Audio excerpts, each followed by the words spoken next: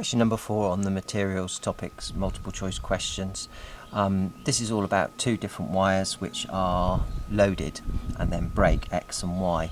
And really it says there are 4 statements there, which one is incorrect. So let's look at those statements individually.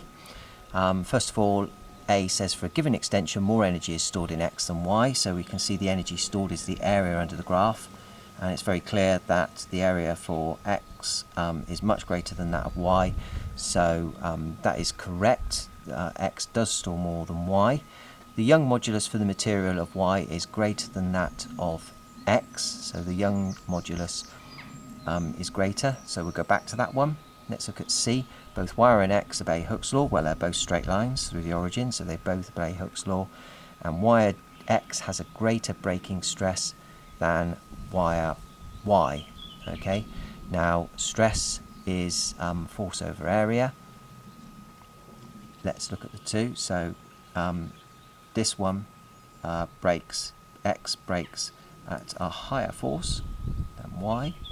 So therefore you can load X to a greater stress than you can Y. So given that they got the same cross-section area, therefore the stress of the force, loading force of X where it breaks is larger, therefore force over area, if the areas are fixed, are larger, so therefore that is correct. Wire X has a greater breaking stress than wire Y. So my suspicion is that B is the incorrect answer. So let's look at the formula for the Young modulus. The Young modulus is given by the force over the area multiplied by the length over the extension. Okay. So when we look at the two wires, we can see that it tells us in the question as well.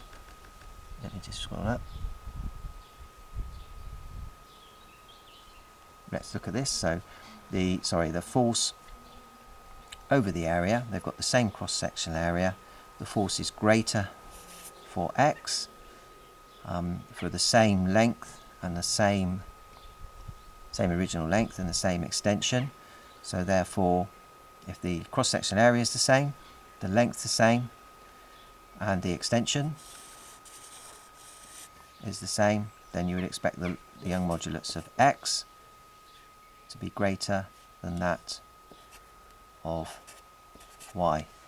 And it says the Young modulus of material Y is greater than that of X for answer B, which is incorrect. So the incorrect answer, I believe, is B, which is correct, which is confusing because it's incorrect, but it's the correct answer.